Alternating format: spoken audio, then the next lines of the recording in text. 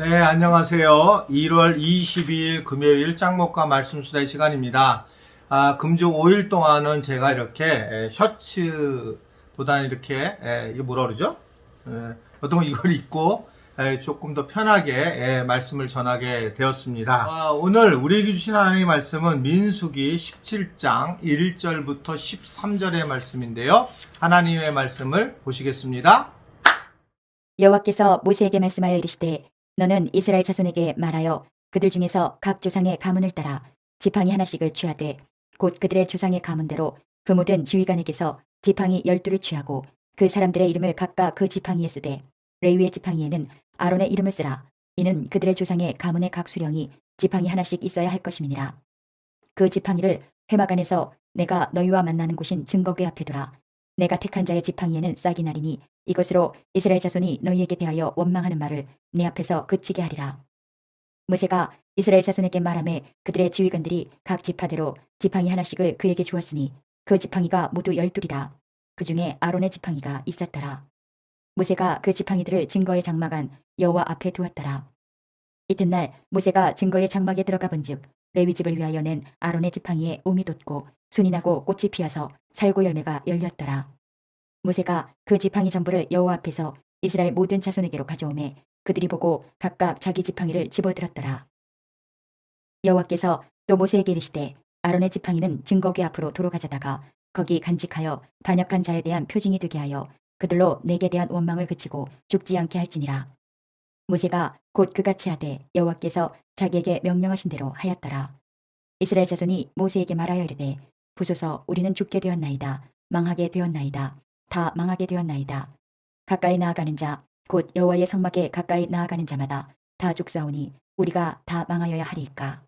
오늘 말씀을 보면 16장에서 계속적으로 우리가 보았던 것은 배신, 모세와 아론에 대한 배반, 그리고 하나님의 심판, 그리고 결국 하나님께서 개입하심으로 이것이 마무리되지만 여전히 이스라엘 백성들은 그 결과물에 따라서 또다시 불평과 불만을 하는 장면으로 오늘 쭉 이야기가 나오고 있습니다. 결국은 두려움 때문에 또 이 수많은 사람들이 죽음 때문에 리더십인 모세와 아론 니네들이 잘못한 거 아닌가 라고 하는 그런 이야기를 하게 되고, 결국은 이러한 반역과 심판에 대해서 영향을 받게 된 이 아론과 모세에게 그 세력들이 아론과 모세에게 불만을 품고 하나님을 이제 원망하는 장면이 오늘 우리에게 나타난 그런 내용의 말씀이죠.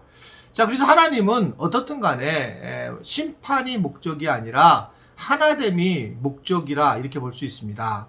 하나님은 그래서 이러한 부분들을 해결해 놓고 공동체가 하나가 되기를 원하시는 것을 보여주고 있죠. 자, 그러면서 하나님이 이 분열된 그들이 하나 되기 위해서 어떻게 하느냐, 아론의 그 지팡이, 아론의 그 쌍난 지팡이에게 이적을 행하게 되는 것을 볼 수가 있습니다. 어떻게요? 그 아론의 지팡이를 증거궤 앞에 두게 하심으로 이 반역자들에 대해서 표징이 되게 하시고, 그리고 사탄이 역사하는 곳에 분열과 반목이 있는 것을 알고 하나님께서 이 세상을 분열시키는 걸 알고 하나가 되는 일을 하게 되는 걸 볼 수가 있습니다. 우리가 늘 기억해야 될 것은 이 마귀가 하는 것은 분열이에요. 그리고 분리, 뭔가 힘들게 해서 없애는 그런 모습이라는 거죠.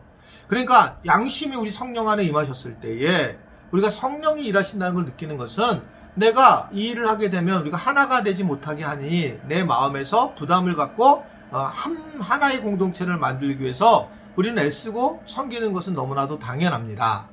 그런데 애초부터 내가 교회 공동체에 들어올 마음도 없고, 그리고 나는 바깥에서 교회가 어떠니 저떠니 공동체에 대한 공격을 하는 분들도 혹간에 있는 걸 줄 압니다.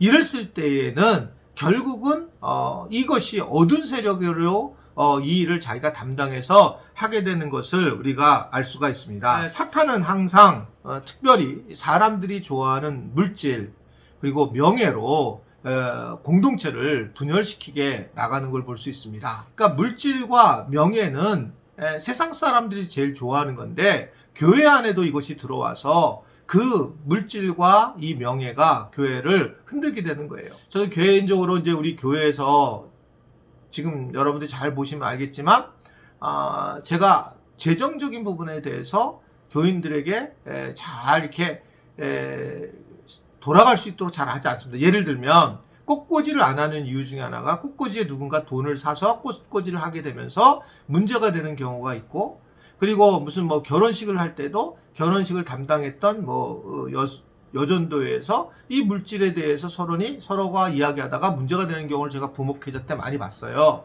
그래서 애초부터 이런 물질이 교회 안에 들어오지 않게 하기 위함도 사실은 꽃꽂이를 안 하는 이유 중에 하나입니다. 이제 본인이 하고 싶다고 했을 때는 할 수 있었고, 실제로 저희 교회 지금 권사님 한 분이 절기마다 개인적으로 돈을 내서 이 꽃꽂이를 하신 그런 경우도 쭉 있었고요. 그런데 이 재정이라는 것과 또는 이 명예라고 하는 것이 얼마나 무서운 건지 모르겠습니다.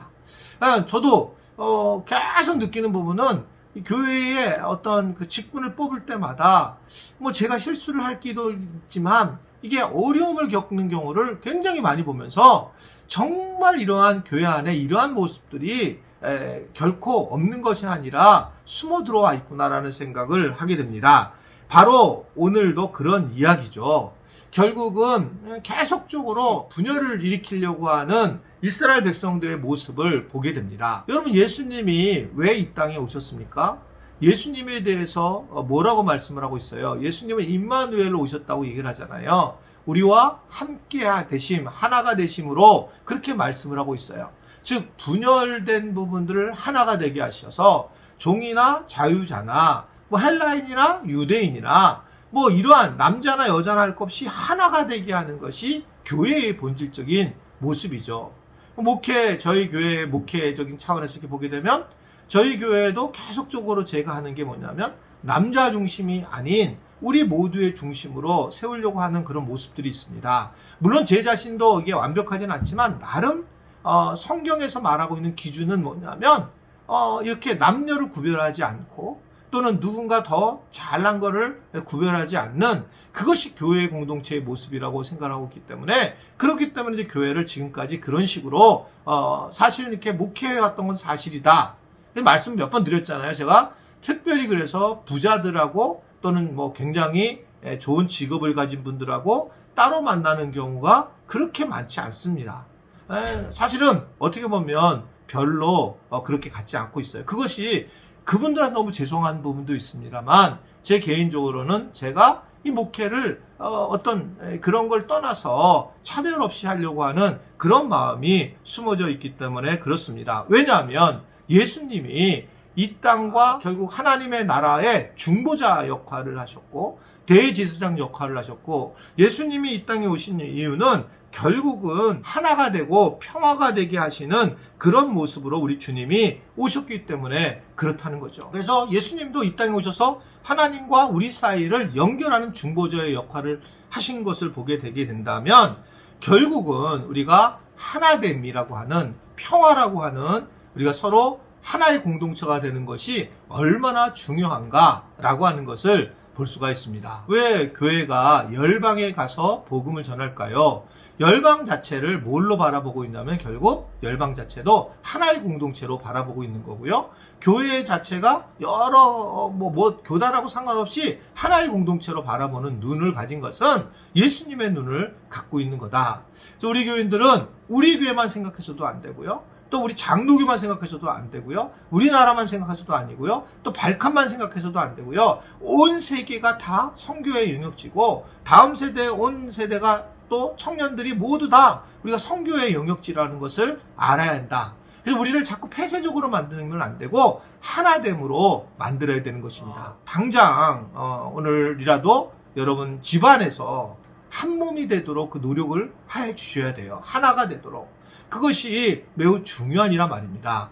가족이 하나가 되고, 더 나아가서는 대가족이 하나가 되고, 그리고 더 나아가서는 그 많은 사람들끼리 하나가 되는 것이 우리가 추구해야 될 부분이고, 세상은 서로 간에 여야로 나눠서 대립이 돼서 살아갈 수밖에 없는 게 세상의 방식입니다. 그러나 기독교는 한 몸 되게 하신 것, 주도 하나요? 그리스도 하나요? 세례도 하나요? 교회도 한 몸이다 라고 말씀하신 것처럼 한 몸을 만드는 것이 가장 중요한 부분이라고 하는 걸 오늘 우리에게 전해주고 있습니다. 하나님도 한 몸으로 만들기 위해서 이제 꿰매는데 그것에 아론의 지팡이를 가져다 놓고 그것을 한 몸이 되도록 그렇게 하나님의 배려하심을 오늘 우리는 말씀을 통해서 볼 수가 있습니다.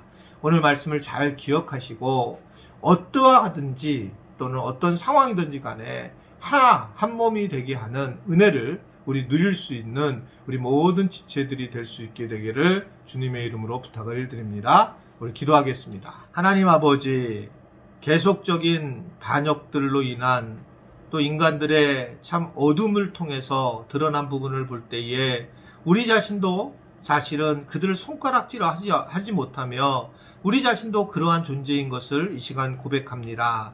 하나님이 도와주셔서 우리의 양심 안에 성령님이 좌정하나 주시고 또 우리가 성령님의 마음을 따라서 이 세상에서 화평케 하는 화목케 하는 은혜를 누리도록 주님 축복하여 주옵소서. 오늘 말씀을 듣는 모든 분들이 그 은혜에 거하게 하시고 자기가 어디를 가든지 간에 피스메이커 역할을 하는 그런 복된 시간 되도록 도와주시고 인도하여 주옵소서. 예수님의 이름으로 기도드리옵나이다. 아멘.